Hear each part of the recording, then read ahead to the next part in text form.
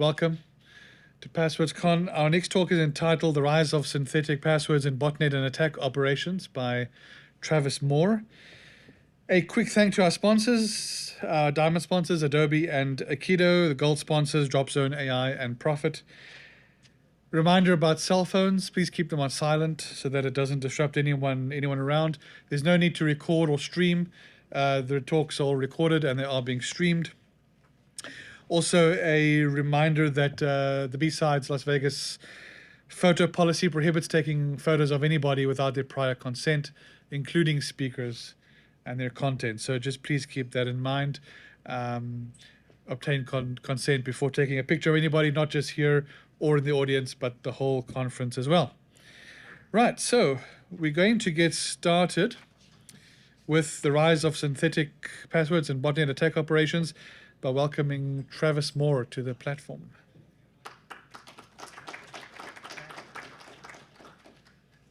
Can we take the picture? Yeah. I'm okay. All right. Good morning, everybody. Very cool to be here. First time in Las Vegas. Can everybody hear me? I don't know. Yeah. All good. Okay. Cool. Rise of synthetic passwords in botnet and attack operations. So just a quick little who am I? So I'm a security researcher at BitCrack Cybersecurity based in South Africa with all the lions and tigers running on the loose. And then, I'm focusing on credential abuse and detection evasion. I'm also interested in password systems and attacker behavior. So it was mentioned earlier that it's also PasswordsCon isn't just about passwords, it's about, kind of human behavior. And I think that's a very important note to remember. I also really enjoy hardware hacking and low-level exploration. So that's just a little bit about me. But without further ado, let's get to the talk. Okay, so I just want to fix this thing. There we go. Okay. So the credential landscape has shifted.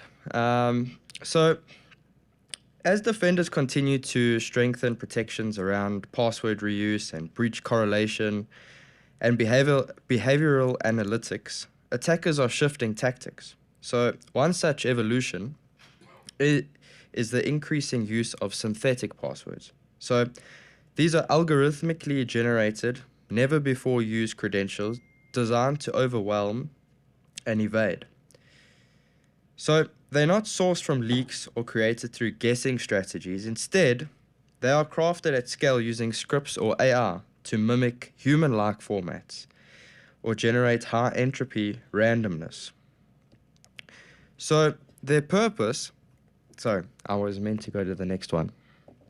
So their purpose is actually to flood login systems. So, the reality of you getting into an account with a synthetic password is very low. But that's not their point. Their point is not to log in to the system. It's not a brute force in a traditional sense. Instead, it's meant to flood the SOC and obfuscate credential stuffing attempts and poison the visibility of security tools that rely on known patterns or breach history. So let's just take a step back. So synthetic passwords they've never been used before, and they evade detection. So the detection that I'm talking about in this sense is many bigger platforms, they use breach correlation. I mentioned that earlier. So breach correlation is basically if your password or the password you're trying to create or log in with was previously found in a breach, they're not going to let you use that password again. They're using API calls and stuff like that from other kind of password, what's the word? Yeah. That's it. Thank you. So password repositories, they're trying to look through that and trying to see, okay, like obviously if the password's in a leaked database, they're not going to let you use it again. That's like the worst security practice.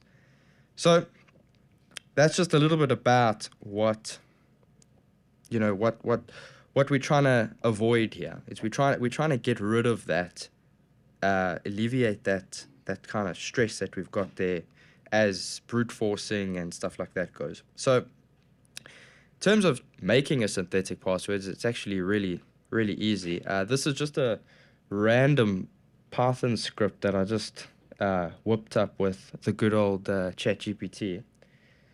And it's just obviously the working part of it. But what you can do with this script is you can literally just put in words and numbers.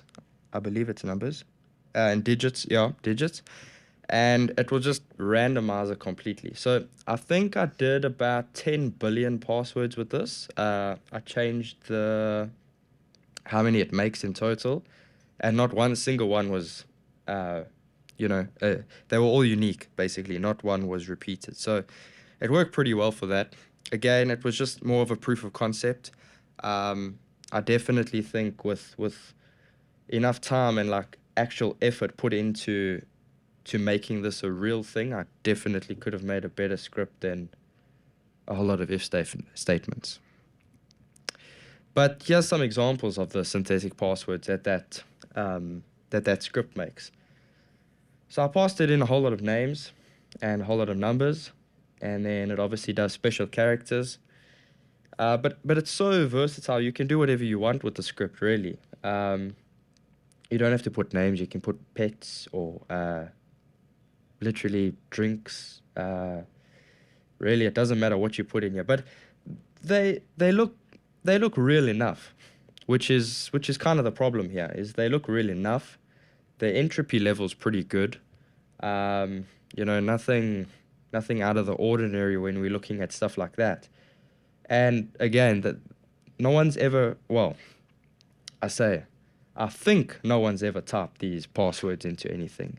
At least they weren't in any of the breaches that we found. So they're pretty unique, which is good. And they're not like, Password Manager's 25 character thing that looks like, I don't even know what it looks like. It looks like a bomb hit the alphabet. So that's pretty interesting. They look real enough, okay? So why do we use them? So I just want to change my notes here. So we use them because give me a second.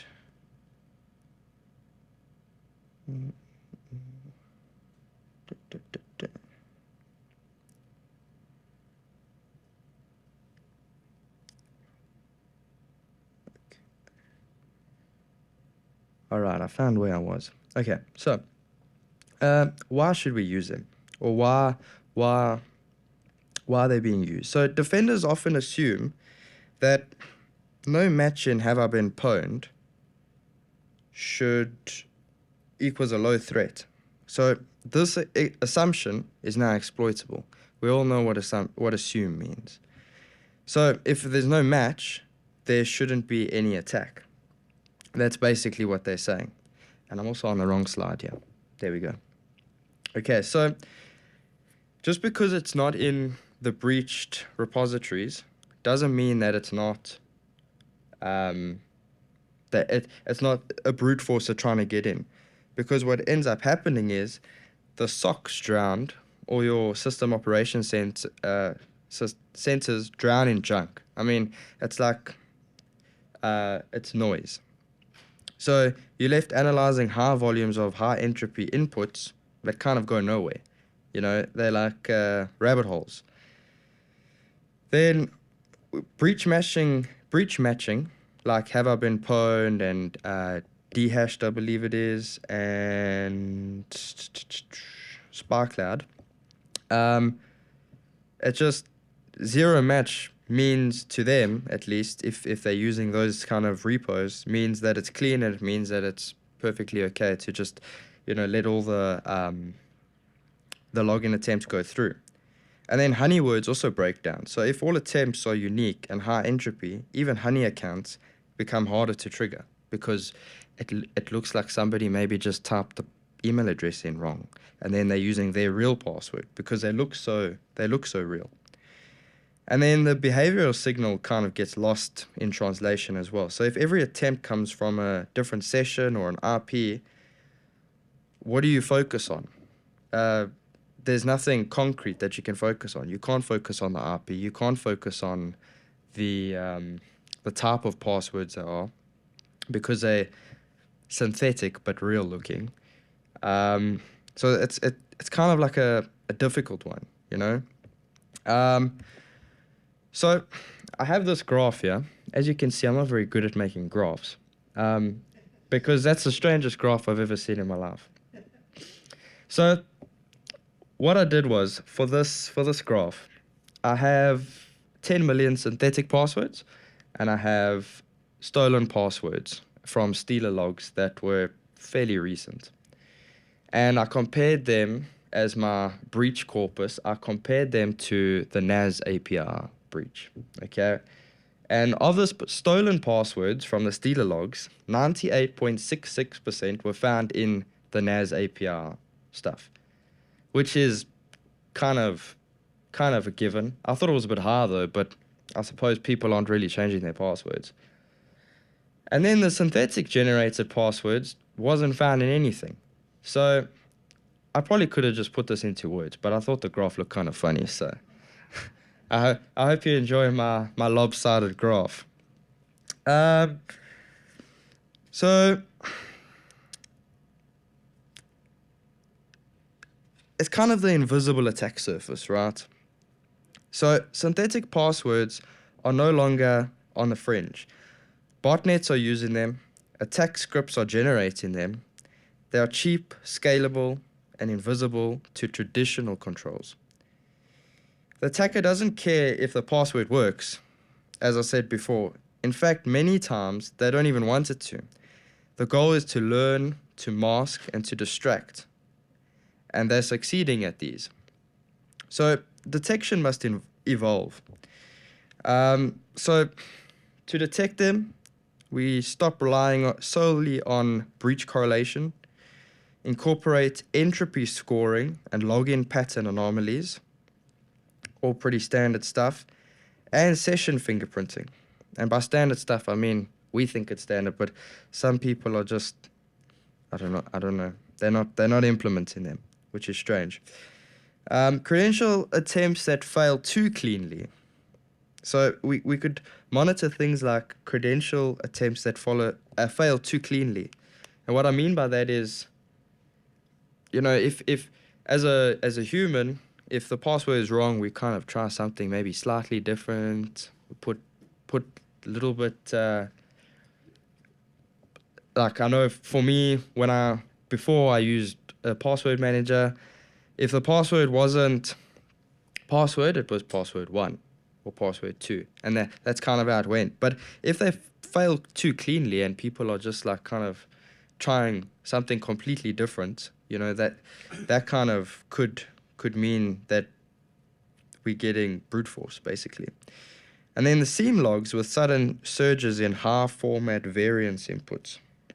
So what I mean is, again, they're varying all over the show, whereas usually a normal person, a user, a human, would try something not all over the show. It would be like closer to the actual word that you're trying to guess or whatever, if you forgot your password. And then I have a final call to action here, which is just shift the detection from identity to intent based. So what is the user's intent with trying to log in? And I think that could definitely be something that we can push forward with AI. I know AI is not perfect, but we could definitely train some sort of model just to figure out the intent rather than the identity. And then we could also flag sessions with non-human patterns, kind of like a reCAPTCHA. But yeah, you know, all of the stuff that I've mentioned honestly seems pretty straightforward, and pretty normal to everybody in this room, but a lot of the companies and login pages and stuff, they're kind of just using one method. It's like a one method fits all type of thing. So this is more just to raise awareness, and just trying to get the word out there. But I think I spoke too fast. So, questions? Yeah. Sorry, I want to back up a little bit. So Sure. you've observed this phenomenon where high volumes of synthetic passwords are being submitted as Yes. logins. Yes. Is Yes. it from botnets or for the purposes of creating accounts for botnet activity? Yes. Yes. So this is brute forcing current accounts. Okay. So that's kind of where we saw the SOC and the seams kind of get overloaded with these passwords that looked like the whole world was trying to log in. Okay. Human activity, and that's kind of where you started So they looking. are generating passwords that they think a human might use. Yes, that look yes. very okay, so the ultimate goal here is to brute force their way into. So the ultimate goal here is to brute force their way into existing accounts by trying to generate passwords that would look like what a human would. Yes. But the SOC might not notice because they look so much like So what a real, human yes, would generate. Okay, exactly. I'm following now. Okay. Exactly. If you weren't following, I'm sorry. Yeah, 'cause I thought you were saying they were just trying to flood. I thought what you were saying was that they were just trying to flood the zone with basically useless data in order to mask actual credential stuffing. Yeah, so it's basically a mix of those two. It's Okay. credential stuffing and kind of just basically DOSing the login site with. So in just a way, it is absolute brute rubbish. forcing. Okay. Yeah. I do have another question. You Sure. said you generated 10 million or 10 billion. Yes, yes. Using your ChatGPT Python script, and yet none of those showed up in any breach logs. Isn't that kind of statistically impossible? I mean, there's only so many variations you can get upon like 8 or 10 characters. So, surprisingly, I can. I'll show you after the talk. I'll show you the stuff. But surprisingly, I got nothing. Really? And I was also like, that's a bit strange because now my graph's kind of gonna look lopsided, and I was like, these people are gonna think that I don't know how to use PowerPoint or So in other whatever. words, it's clearly not working, right? They're clearly not guessing things. Yes. So yeah, but I could definitely show you. I trust you. No worries. Any more questions?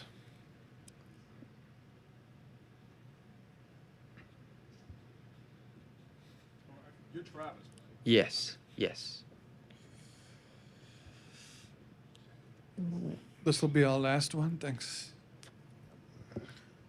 What's your opinion on really, like, have I been pwned in those large repositories? How much value do they have, really? Because the control is rate limiting people from attacking with scripts like this, right? And having Yes. policies around that. Because now we're telling, in the defense of the end user, hey, all these words in the alpha in the dictionary can no longer be used because they were once used in a compromise, but they're not.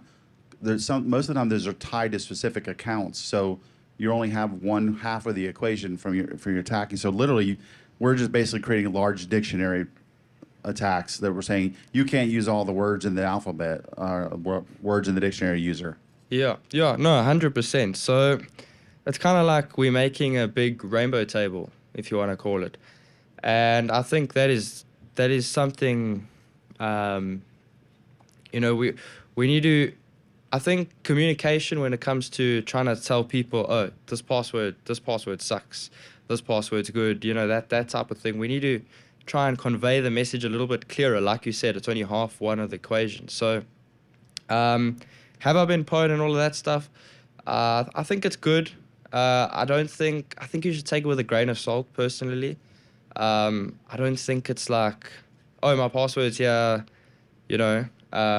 but I think that's why they brought out that, what do you call it, the email address part of things as well. Like, you put your email address and then you put the password. Kind of like a login. It's like they're just taking your login for your email address. But, it kind of gives you that two-sided picture. So, I don't know, does that answer your question? Is that okay? Yeah, you're where I'm at. It's like it's helpful, but it's not. Yeah. No, 100%. You can leave it there. Okay. Okay, cool. Thanks, everyone. That was also Travis's first talk at a conference this size, so thanks very much for listening. If you have any questions for him, he's available afterwards as well.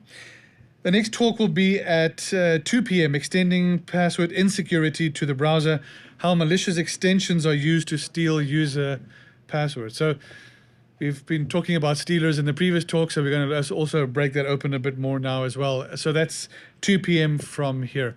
We look forward to everyone attending that as well. Thank you. Have a good break.